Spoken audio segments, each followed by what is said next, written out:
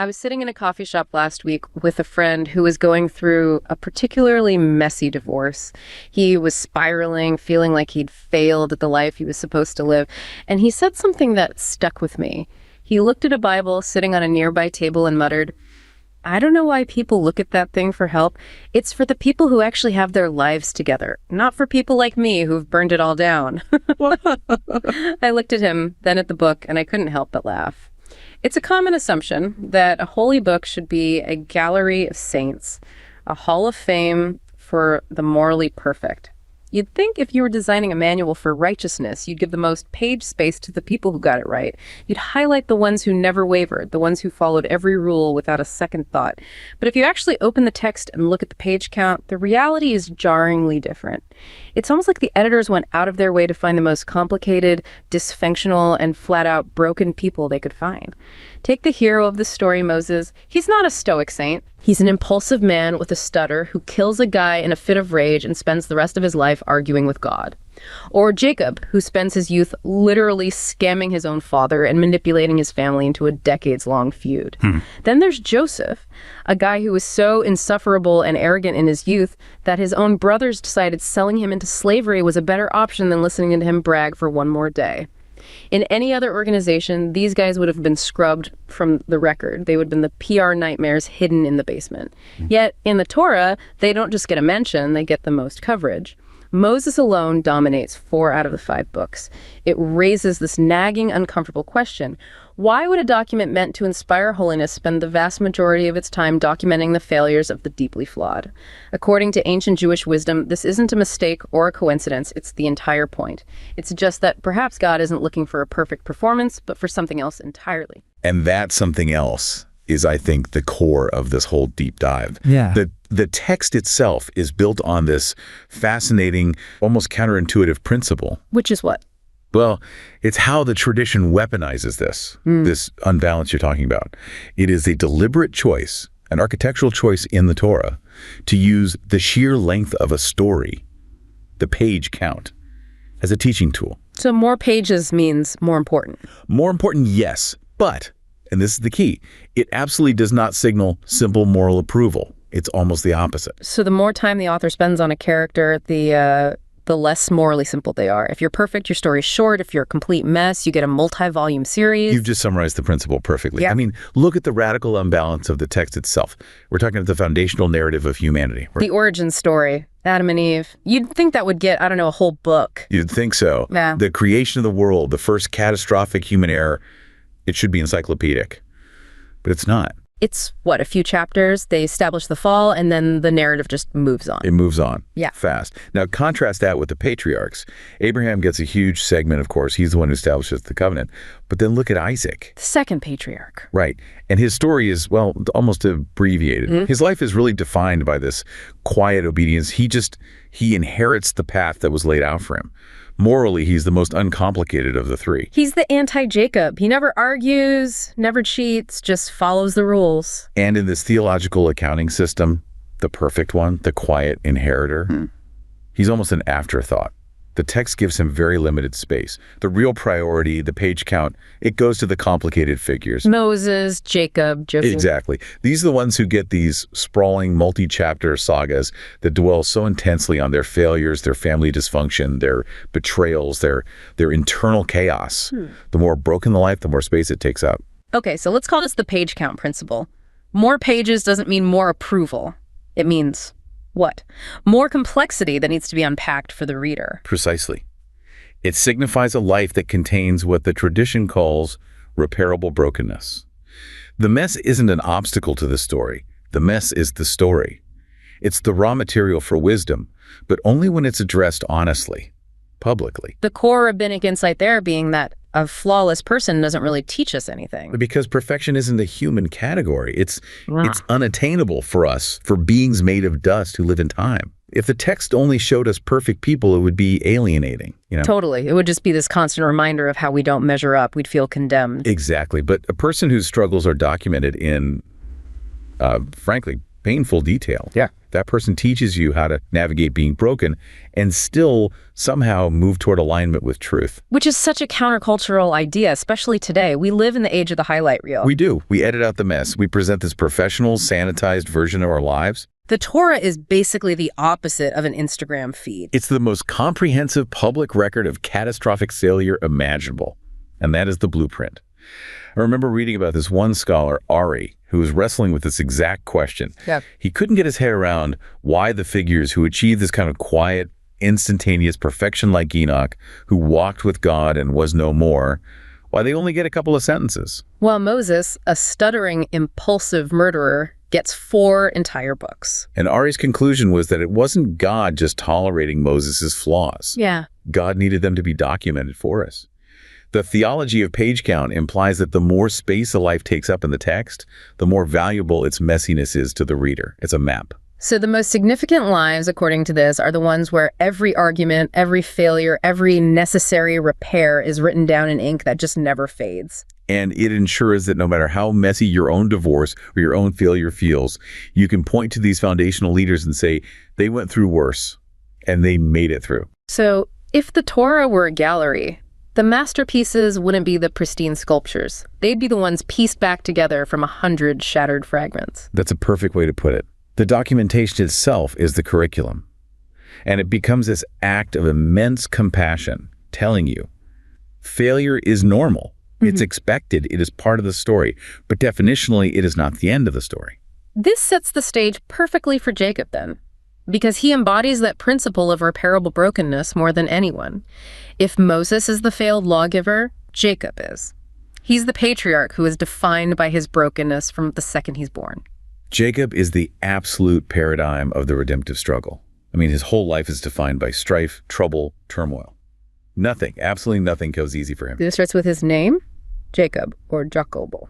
Which literally means the supplanter, because he's born grabbing his twin brother Esau's heel. Right. And that physical act is linked linguistically to the Hebrew word aqwab, which means a crooked heart. So he's not born into innocence. He's defined by deceit, manipulation, rivalry right from the womb. It immediately connects him back to that first tragic rivalry, Cain and Abel.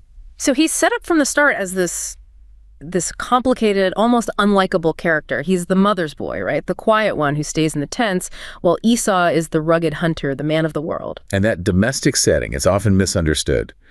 Jacob is avoiding the kind of physical labor and challenges that Esau embraces. But the text uses a very specific word to describe him. It means, what, innocent? It can mean innocent or having integrity. It's a paradox. He's a schemer, but there's this core part of him, his inner self, that's preserved. He hasn't been tainted by that sort of worldly confidence that comes from conquering the world on its own terms. He hasn't let the world dictate his ultimate values yet. Who has this latent purity, and that sets up the big moment, the paradox of the blessing. Yes. Jacob, the bad boy, the cheat, he wins the blessing through deception. And Esau, the manly hunter, the honest laborer, he loses it. But why does he lose it? He trades his birthright, his entire spiritual and familial legacy, for a single meal, a mess of pottage. For some soup. For some soup. His action reveals this profound limitation. Yeah. In his drive to conquer the external world, he was completely conquered by the immediacy of his own physical desires. He couldn't tell the difference between what had ultimate spiritual value and what was just right there in front of him. So God rejects Esau's conforming masculinity and embraces Jacob's potential for transformation. The man who can be straightened out. So God prefers potential over performance. Esau is a finished product, fixed in his ways. Jacob is. He's unstable, but he's still plastic enough to change. That's a powerful idea for anyone who feels like they've already burned it all down. And Jacob's journey immediately starts to break him down. There's a recurring symbol throughout his life that represents this struggle. Stones. Stones, right. He sleeps with a stone for a pillow after he runs away. Yes, and then he uses scones to build a marker after his vision at Bethel. And he has to physically move a giant stone from a well to get water for Rachel. Later, he makes a border of stones to reconcile with his father-in-law Laban. So the stone represents what? Hardship. The hard, unyielding nature of things. reality that resists us. One interpretation is that Jacob is constantly contending with the hard, intractable nature of things. His redemption isn't won through, easy piety or some lecture. It's achieved by constantly butting up against the sheer, hard existential truth of reality. The things that resist him, scar him, burden him, but they also drive him deeper into himself. Exactly. That stone pillow at Bethel, that's the start of his exile. He's destitute. He has nothing. And that's when he has the vision of the ladder between heaven and earth. The angels going up and down. That vision confirms he's on new, existentially terrifying ground. The road is open. But what he does next is fascinating. He makes a vow. A very transactional vow. It's almost presumptuous. It's pure chutzpah. He says basically, if God will be with me and give me food and clothing, then the Lord will be my God. He's demanding proof before he'll commit. He's bargaining with God. He is.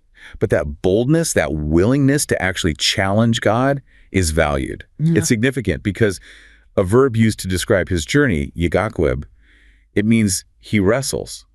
His path is one of conflict. He's shifting from Jacob the deceiver to Jacob the contender. And that path of contention leads him years later to that dark night at the Jabbok River. Right before he has to face Esau, the brother he cheated. He sends his family, all his possessions across the river, and the text says, and Jacob was left alone. That isolation feels so key to the struggle. It is. That isolation right next to the dark, fast-flowing water, a symbol of chaos, of oblivion, it creates the perfect sage. And then a man, or a spirit, who represents God, appears and locks him in battle. And it's not a quick fight. It goes on all night. It's a battle of attrition. It's the physical manifestation of the spiritual wrestling he's been doing his entire life. And Jacob holds his ground. He strives. He contends. He's no longer just fighting with his own strength. He's fighting beyond himself. And the adversary, it seems, cannot overcome him. So as dawn breaks, the adversary does something else. The wound. A permanent injury to his thigh or hip. He limps for the rest of his life. The wound resolves the fight by forcing him to rely on something other than his own strength. But even then, Jacob will not let go. He's fought all night, and he demands a blessing. The ultimate move of the supplanter. Win by attrition, then demand the prize. And the adversary gives him the blessing. And the blessing's the new name, Yisrael. Israel. The name that defines an entire people. One who has struggled with God or one who has power with God. Right. The name itself says his striving, his wrestling was true and worthy. It's this incredible paradox of defeat and victory, all contained in that wound. He prevails because he refuses to let go, but he's also permanently defeated by the wound that opens his heart. The arrogance of Jacob the schemer dies in the dark. It's replaced by the humility of Israel the limper. The wound isn't a punishment. It's the entry point for true transformation. It forced a change in his identity. He became the warrior who fights for God, redefined by his injury. So that limp is a permanent badge of authentic survival. It's the price he paid to move from a crooked heart to a striving heart. Yes. And this idea that enduring failure, even physical injury, can be redemptive. It pushes us into this broader theological framework of argument itself.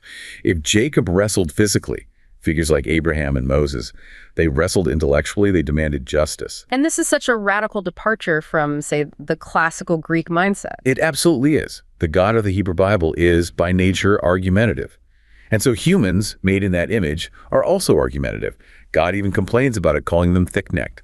Unlike the immutable Greek gods, who are aloof and consistent, the Hebrew God enters time and seems to be changed by experience. God has emotions. That is the crucial distinction.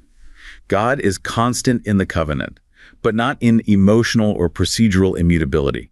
God is, as one scholar put it, endlessly and often most unpleasantly surprised by what humans do. So by choosing to argue, God gives up some control. God vests genuine freedom in humans and risks significant change to the world and even to God's self. To truly argue is to risk failure, right? If you already know the outcome, it's not an argument. So God places God's own moods, God's own conclusions in play by engaging in dialogue. And the argument isn't just about facts. It's about appealing to shared ethical values. It's argumentum ad deus, asking God to be consistent with God's own stated values. Yes. The common ground is the shared commitment to Sedeq. Let's talk about Sedeq. We usually just say justice, but it's so much more than the Greek concept of formal equality. Oh, absolutely. If Greek justice, dike, is a perfect blind scale demanding balance, Hebrew Sedeq is a commitment to equity, to compassion, to mercy. It's often about tilting that scale toward the person who is most vulnerable. It's a passive action, not a static philosophical idea. which we see perfectly with Abraham arguing over Sodom and Gomorrah. God tells him the plan, basically inviting him to challenge it. And Abraham's stance is just. It's astonishingly audacious. He contests God's initial plan to just wipe everyone out. He asks, will you really wipe out the innocent with the guilty? Far be it from you. He's appealing to God's integrity. He's basically saying, that doesn't sound like you. And he pressures God. He gets God to change the whole criterion of justice. First, to separate the guilty from the innocent, which is the foundation of all jurisprudence, and second, to establish a numerical standard. Dropping it from 50 innocent people all the way down to 10. Abraham's audacity actively helps God develop and refine the very concept of Sedeq. And then we see this whole model evolve with Moses after the golden calf incident. God is furious. God threatens total destruction. Let me alone, that my wrath may wax hot against them and that I may consume them. And Moses steps in with this incredibly complex rhetorical defense. And he uses the same principle, argumentum ad deus. What are his main points? He hits God with two things. First, he appeals to the covenant. Remember Abraham, Isaac, and Israel, your servants, to whom you swore by your own self. It's a powerful appeal to consistency. Don't break your promise. Right. But then he does something even more brilliant. He appeals to God's reputation. He asks, why should the Egyptians say, for evil he brought them out to kill them in the mountains? That's the masterstroke. He's telling God this would be a PR catastrophe. It would ruin God's credibility on the world stage. And the response is one of the most remarkable lines in the entire text. It says God relented from the evil that he had spoken to do. Moses' arguments changed God's plan. They changed God's mood. Argument leads to change. This capacity for dialogue isn't just theoretical, it's a model for leadership. I heard a story about a modern CEO who was facing this terrible ethical deadlock. Oh, yeah. And he said the turning point for him was reading how Moses used to talk back to God. He realized that questioning authority, even divine authority, wasn't seen as rebellion in this tradition. It was seen as Dialogic capacity. exactly the ultimate form of ethical responsibility. So he started encouraging his whole team to challenge his decrees for the sake of the company's collective conscience. That's incredible because it shifts accountability. It moves from just following orders to engaging in the argument. True leadership isn't demanding obedience. It's caring enough to argue for what's just. And the deepest implication here is that argument, unlike a command, appeals to the other person's free judgment.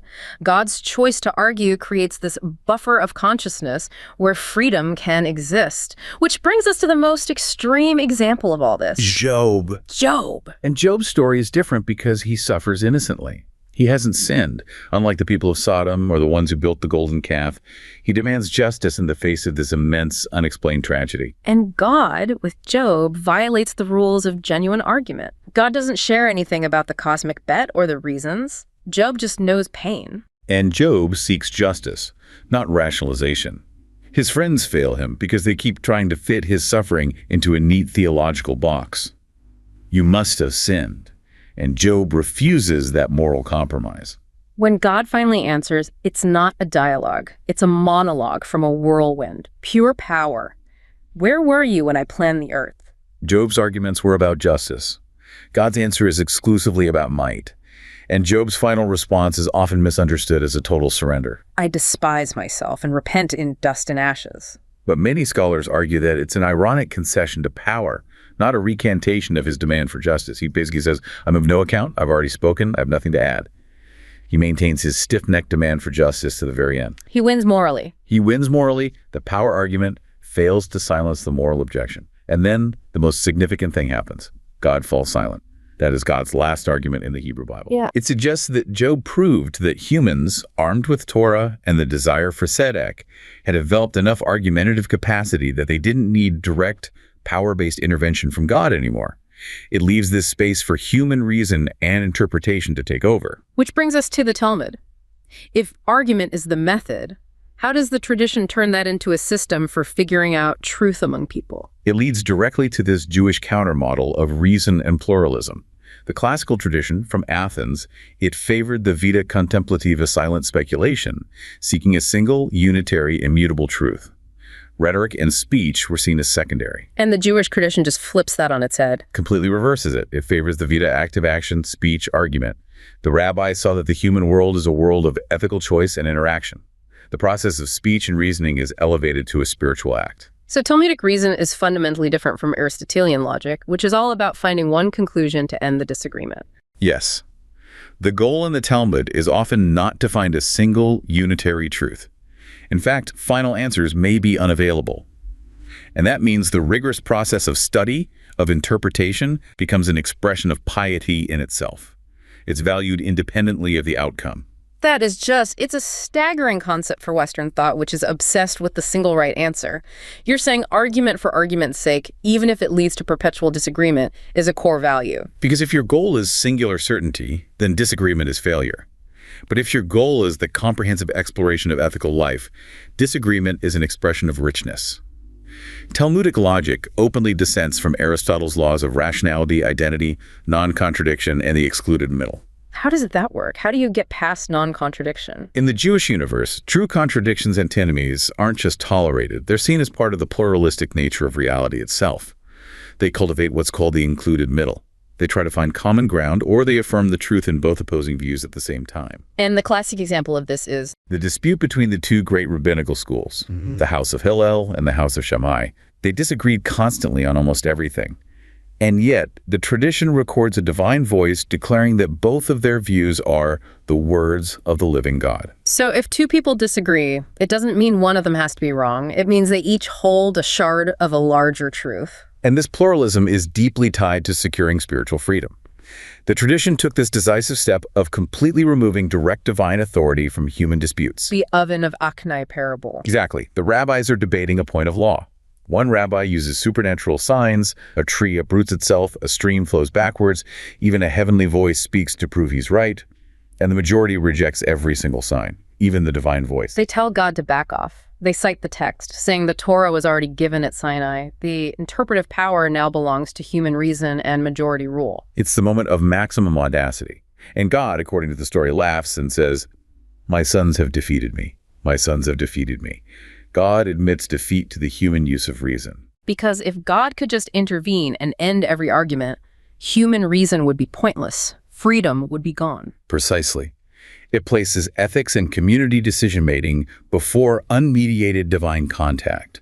Thinkers like Emmanuel Levinas even argued that direct contact with the sacred, unmediated by reason, can produce madness.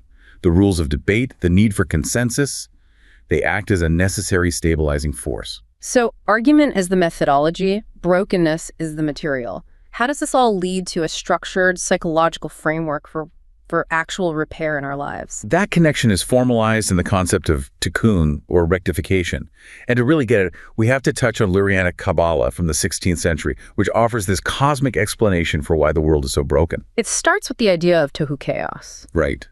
The original state of creation was this incredibly high, pure light, but the spiritual vessels that were meant to contain it were too weak. So when the light came down, they couldn't handle the intensity, and it led to this cosmic catastrophe called the Shevarat HaKailim, the shattering of the vessels. So system failure is baked into the origin of the universe.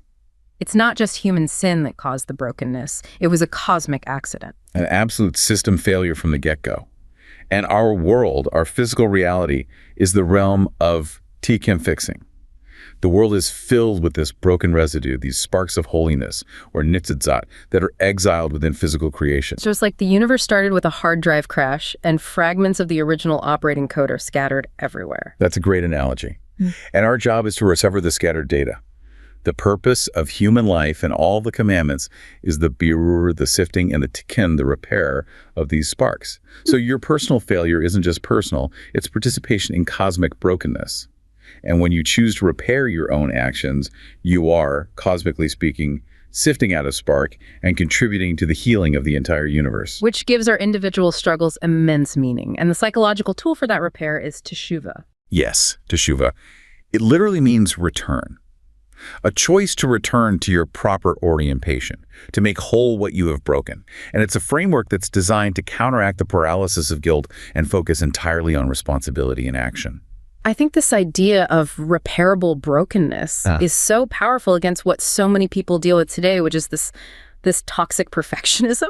The idea that if you fail, you're just done, you have to be thrown away. Gives you a totally different story. I remember hearing about an architect, Eliana, who was devastated after a massive professional failure. She felt like her career was over. Okay. And she started studying Jacob's story, the cheater who wrestled with God and came away with a permanent limp. The badge of authentic survival we talked about. Exactly. Eliana realized Jacob's limp wasn't a sign of defeat. It was the honest documentation of his humanity and his struggle. And this framework allowed her to stop seeing her own failure as a dead end and start seeing it as the raw material she needed for a higher level, more authentic kind of success. The vessel might be broken, but it's now stronger where it was repaired. As the Kotzker Rebbe said, there is nothing as whole as a broken heart. It's the brokenness that makes you open to repair. So let's walk through the actual process of teshuvah because it offers such a practical antidote to spiraling failure. Okay, so there are 7 levels. Level 1 is foundational awareness. You have to recognize you're off course.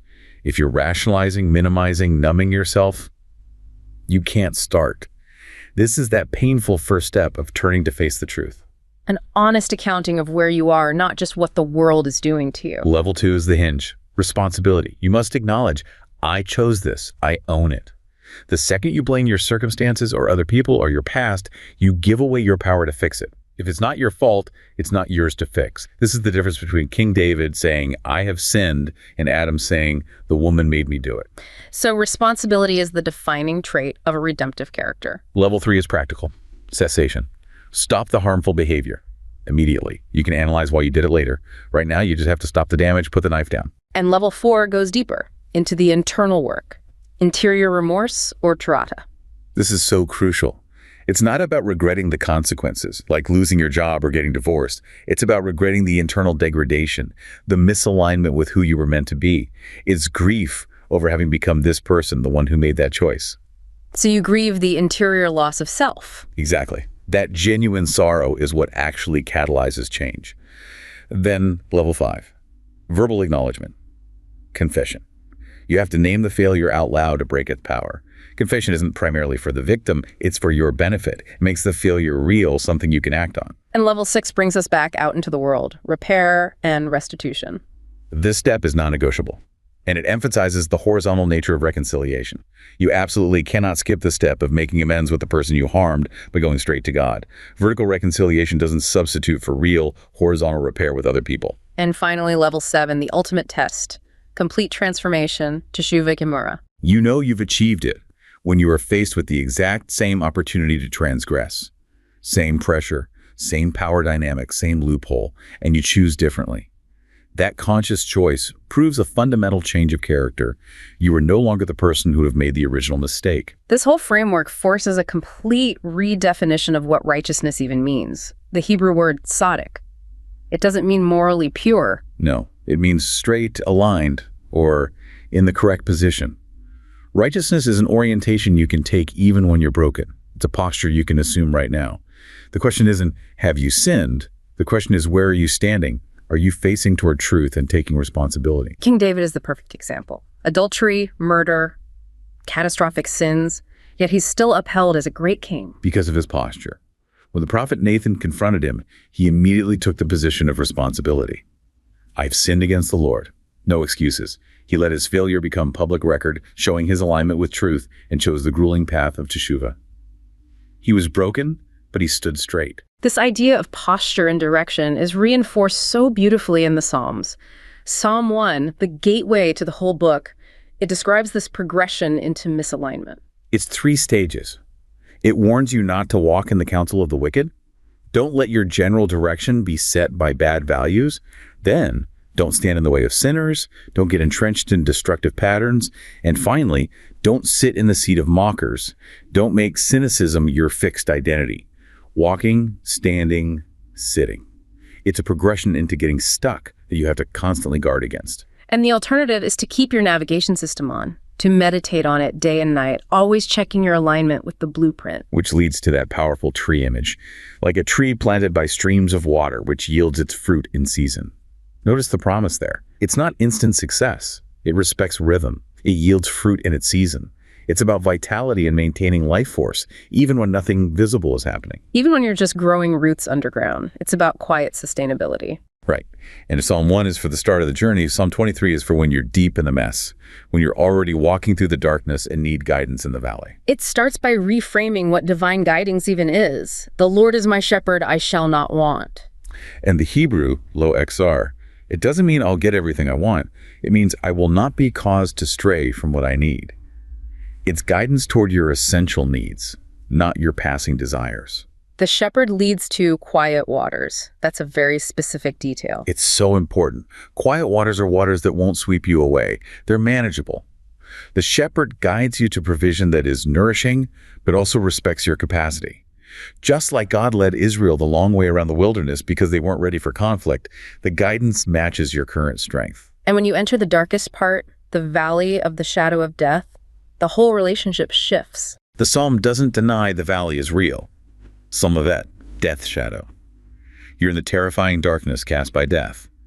But at that moment, the pronoun shifts from the third person, he leads me, to the immediate, intimate second person. You are with me.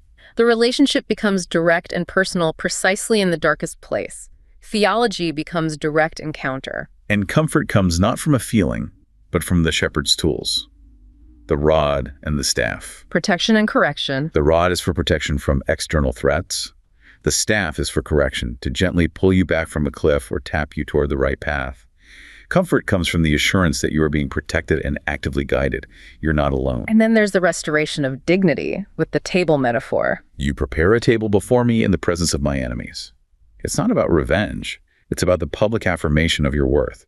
Your enemies are still there watching, but you have a place. Your nourishment is guaranteed, independent of what they think. So bringing this all together, we have to look at the imagery of water, the chaos that is ultimately not in charge of reality. Contained water is life, like the quiet waters. Uncontrolled water, the flood, is chaos, judgment, the ultimate danger. But the psalm says the Lord sits enthroned over the flood. Chaos is real. The forces that would sweep everything away, your own brokenness, external crises, they exist. But they are not ultimate. They are not sovereign. Even in your own personal flood moment, there is an ultimate ordering intelligence that chaos cannot touch. The goal of this whole tradition is to remember that fundamental truth and stand in alignment with it. So we've gone through this whole blueprint. The theology of page count brokenness is the curriculum. The psychology of Jacob's limp the wound is the entry point for identity. The ethics of arguing contention is essential for freedom. And the guidance for when everything falls apart. Then in the valley, the relationship becomes intimate. It's a navigation system for imperfect people focused on alignment, not on an impossible purity. And the path is not revealed until you start moving. Certainty comes in the walking. The consistency of this tradition is the assurance that when you fail, you are not erased. You are, in fact, given the most important assignment of all, to repair. And the final promise of Psalm 23 is that goodness and loving kindness will pursue you. They actively hunt you down. The text spends the most pages on the most broken people, because the way through brokenness has been mapped out. It has been traveled before. And it is available to you right now, exactly as you are, in whatever valley you're currently walking through. Your willingness to stand in alignment with truth, even when broken, is participation in the healing of reality itself. That's the blueprint you already have.